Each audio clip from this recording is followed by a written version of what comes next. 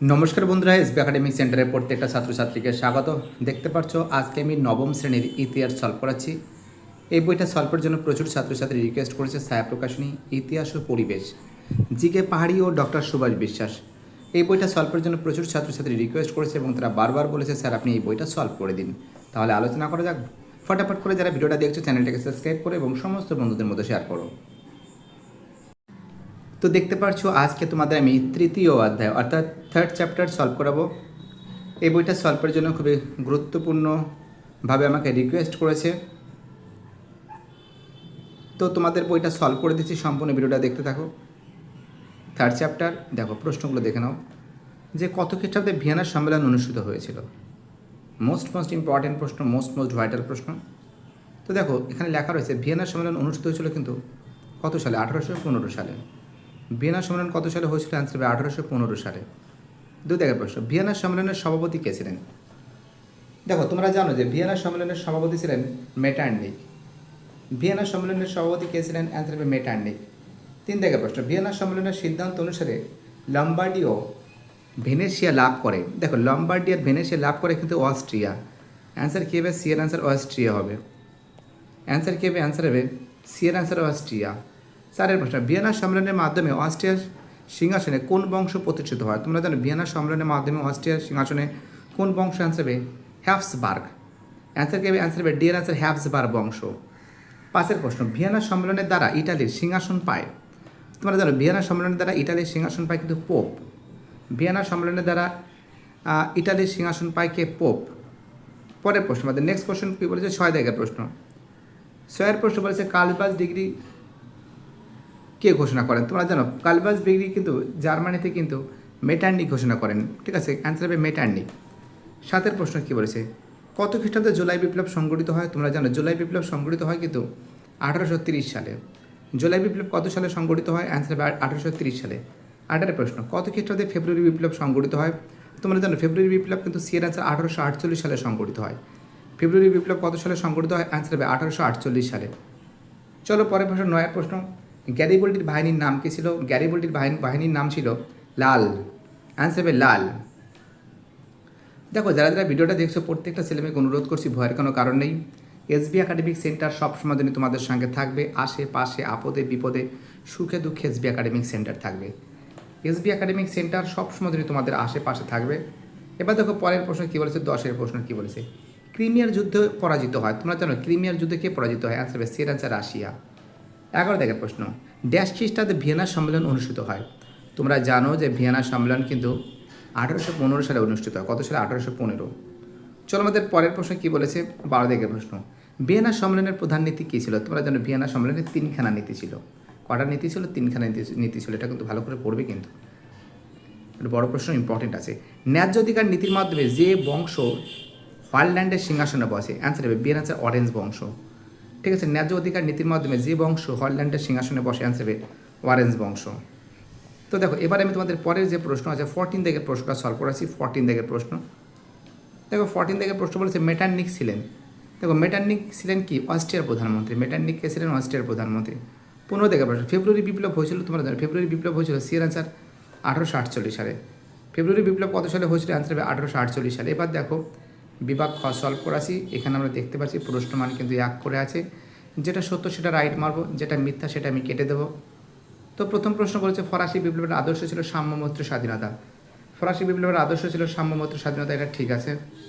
2 থেকে প্রশ্ন, লুই ফিলিপের আমলে ফরাসি বিপ্লব ঘটে। লুই ফিলিপের আমলে ফরাসি বিপ্লব ঘটে, এখানে তো ভুল আছে। 3 থেকে প্রশ্ন, মাৎসেনি ছিলেন ইয়াং ইতালি দলের প্রতিষ্ঠাতা। মাৎসেনি ছিলেন ইয়াং ইতালি দলের প্রতিষ্ঠাতা, এটা ঠিক আছে। 4 প্রশ্ন, ক্যাবুর ছিলেন ফ্রান্সের একজন বিপ্লবী, এটা ভুল আছে। ক্যাবুর ছিলেন ফ্রান্সের একজন বিপ্লবী, এটা ভুল আছে। তারপরে বলছে গ্যারিবল্ডি জার্মানির ঐক্য প্রতিষ্ঠায় গুরুত্বপূর্ণ ভূমিকা নিয়েছিলেন, এটাও ভুল আছে। জলবেলাইন প্রতিষ্ঠিত হয়েছিল জার্মানিতে, এটা ঠিক আছে। দেখো আমি তোমাদের আরেকবার তোমাদের বলে দিচ্ছি, প্রথমেরটা ঠিক আছে, 1 2 ভুল আছে, 3 ঠিক আছে, 4 ভুল আছে, 5 ভুল আছে, 6 ঠিক আছে। তো দেখো এগুলো হয়ে যাওয়ার পর এবার আমি তোমাদের বাম স্তম্ভের সঙ্গে ডান স্তম্ভ যেটা আছে সেটা খুব সুন্দর করে মিলিয়ে দেবো। বিসমার্ক কী হবে? অ্যান্সার হবে প্রাসি হবে। গ্যারিবল্ডি কী হবে? ইটালি হবে। লুই নেপোলিয়ন কী হবে? ফ্রান্স হবে। মেটার্নি কী হবে? অস্ট্রিয়া হবে। BADC। দেখো এবার আমি বাম স্তম্ভের সঙ্গে ডান স্তম্ভের দু দাগের প্রশ্নটা সলভ করাচ্ছি। 1815 কী হবে? ভিয়েনা সম্মেলন। 1824 হবে দশম সালতে সিংহাসন লাভ। 1830 হবে জুলাই বিপ্লব। 1848 হবে ফেব্রুয়ারি বিপ্লব। অর্থাৎ ডি, এক সেকেন্ড, অর্থাৎ এখানে কী হবে? ডি হবে, এ হবে, সি হবে, বি হবে। ঠিক আছে, এবার দেখো তোমাদের এবার আমি ব্যাখ্যাটা সলভ করেছি। কি বলেছে? নেপোলিয়নের মাধ্যমে ফ্রান্সের বাইরে বিপ্লব প্রসূত ভাবধারা ছড়িয়ে পড়ে। ব্যাখ্যায় এক হবে।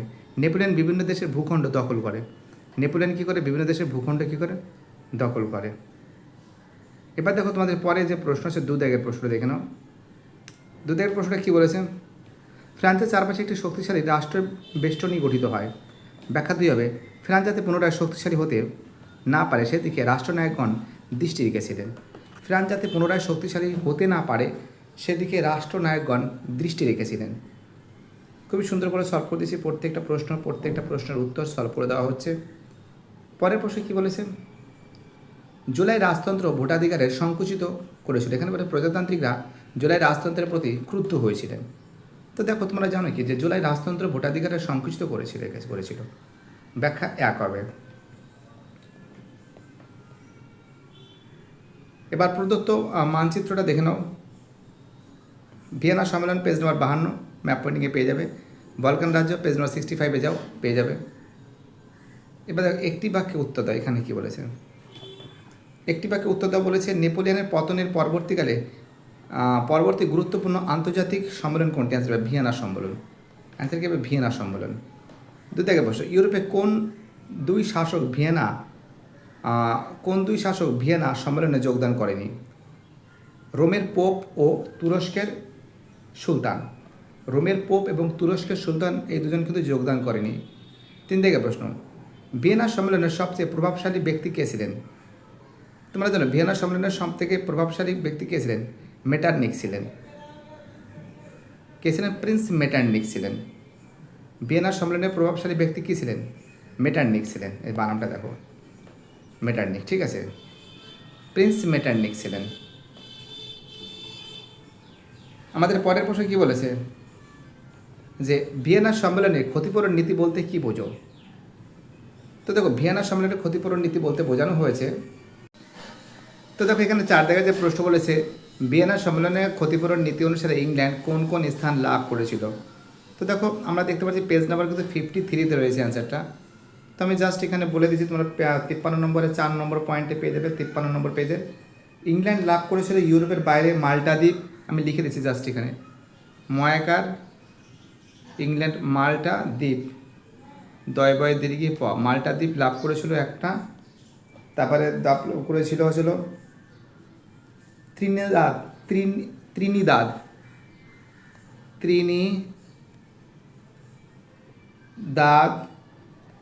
মরিশাস,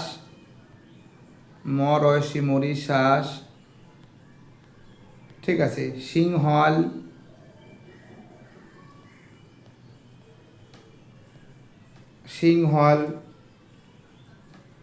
এই সমস্ত যা লাভ করেছিল। আরও অনেক জায়গা আছে, জাস্ট আমি কয়েকটা লিখে দিলাম। চলো আমাদের পরের প্রশ্ন কী বলেছে? ভিয়েনা সম্মেলনের দ্বারা ফ্রান্সের কাছে থেকে অর্থ ক্ষতিপূরণ হিসেবে আদায় করা হয়। তো দেখো 70 নম্বর পেজে প্রায় 90 কোটি ফ্রাঙ্কো। 6 থেকে প্রশ্ন, কোন সময়কালকে মেটারনিকের যুগ বলা হয়? তো দেখো মেটারনিকের যুগ বলা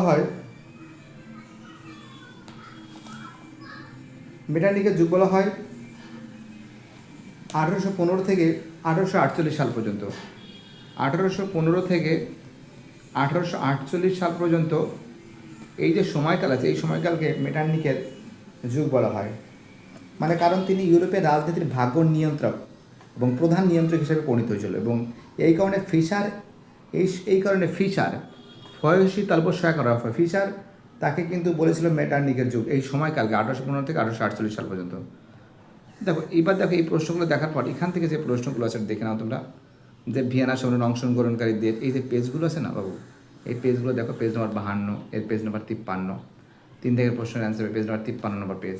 আমি জাস্ট পেজ নম্বরগুলো বলে দিচ্ছি তোমাদের, ঠিক আছে, যাতে সুবিধা হয়।